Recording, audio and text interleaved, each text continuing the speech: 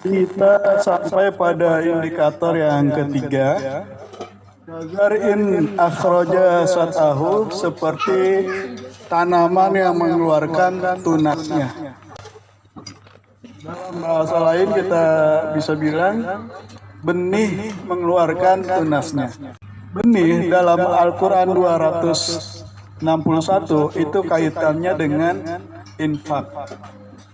Alladzina yunfiquna amwalahum, orang-orang yang menginfakkan harta. Nah, infak ini kaitannya selalu dengan uang. Beda kalau sedekah. Sedekah tidak selalu uang. Sedangkan infak kaitannya selalu dengan uang. Yunfiquna amwalahum fi sabilillah kama tali habbatin. Orang yang berinfak itu seperti orang yang menanam benih. Apa makna infak? Gitu kan? Kalau pada umumnya kan kita mengartikan infak itu ya sedekah. Infak kalau kita lihat dalam terjemahan itu kadang-kadang tidak diterjemahkan, Pak. Yunfikuna, menginfakkan. Atau diterjemahkan dengan membelanjakan.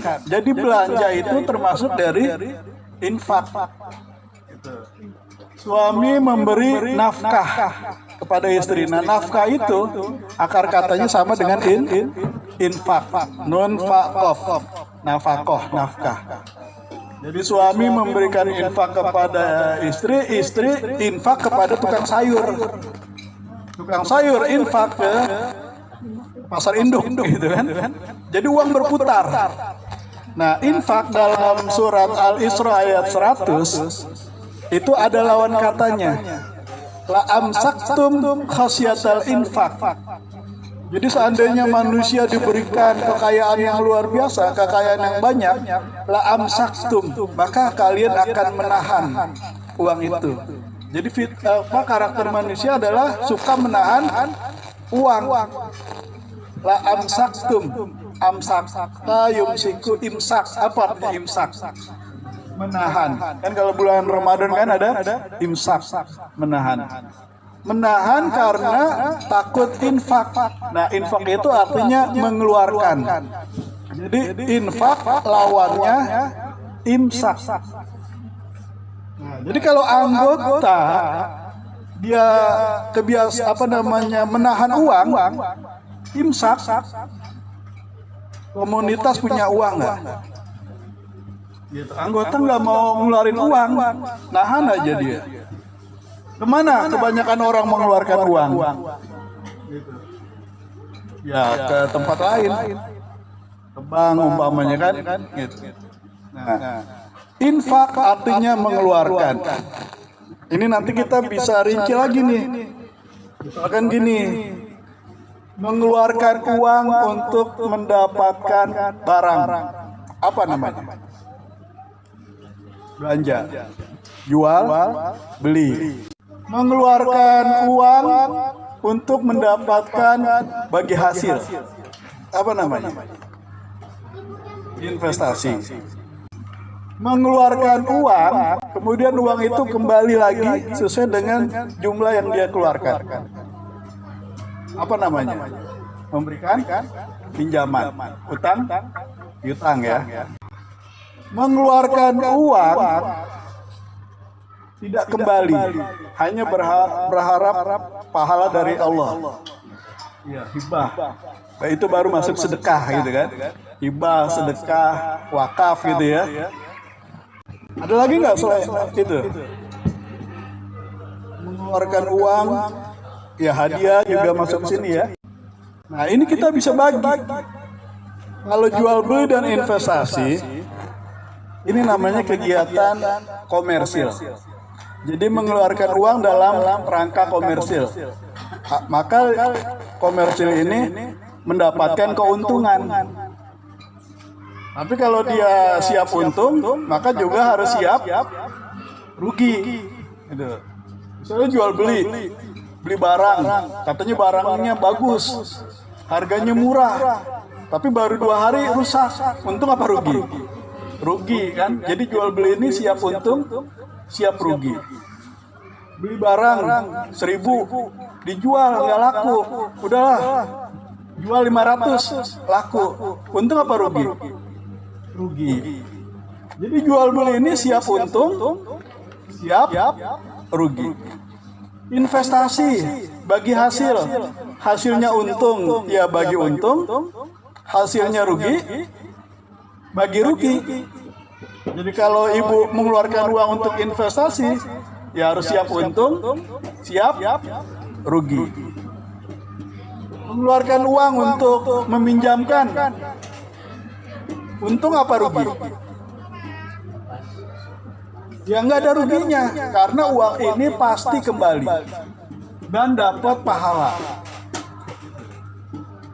Kalau keluar 1 juta minjemin, ya pahala 1 juta berbentuk pahala. Setiap hari diberikan pahala sejumlah itu sampai uangnya dikembalikan. Jadi ini pahala dari Allah. Dia tidak dapat keuntungan dari manusia. Karena sudah dapat pahala, ya jangan ambil keuntungan. Kalau ambil keuntungan namanya riba. Tidak rugi, kenapa? Udah dapat pahala, uangnya pasti kembali. Pasti nggak kembali? Kalau kita minjemin uang, ada kembali dan enggak. pasti kembali. Kalau nggak kembali di dunia, nanti kembali di akhirat. Berarti pasti kembali gitu loh. Jadi nggak ada ruginya. Makanya tidak boleh ambil keuntungan. Sama juga dengan sedekah. Ya. Kalau akad komersil, ini akad kita sesama manusia. Ini harus jelas nih akadnya. Kalau akad sosial, ya akad kepada Allah. Jadi akadnya sama Allah, bukan kepada manusia. Kalau dia nggak ganti, Allah yang ganti gitu, dan pasti kembali. Ini namanya infak. Nah, tinggal kita lihat apakah kumpulan orang ini dalam koperasi kita ini, dalam komunitas ini mengeluarkan infaknya atau tidak sebagai jual beli umpamanya. Adakah anggota koperasi terlibat dalam jual beli di dalam komunitas kita? Misalnya minjam di koperasi, tapi beli berasnya di luar. Nah itu kan artinya apa? Benihnya ditanam di luar itu. Kalau orang minjem di koperasi terus gagal bayar, macet, dia tetap makan nggak? Hari-hari. Dia nggak bisa bayar nih Pak ke koperasi. Tapi tetap masak nggak Bu? Tetap masak. Beli berasnya di mana? Beli minyaknya di mana? Nah, di luar koperasi. Artinya benihnya tidak berjalan. Gitu. Nah, jadi koperasi bisa adakan program jual beli. Kemudian investasi. Anggota, misalnya koperasi punya proyek, anggota ikut berinvestasi. Ini namanya anggota berinfak. Oh, saya mau dapat untung, ya infaknya infak komersil. Oh, saya mau dapat pahala, ya infak sosial.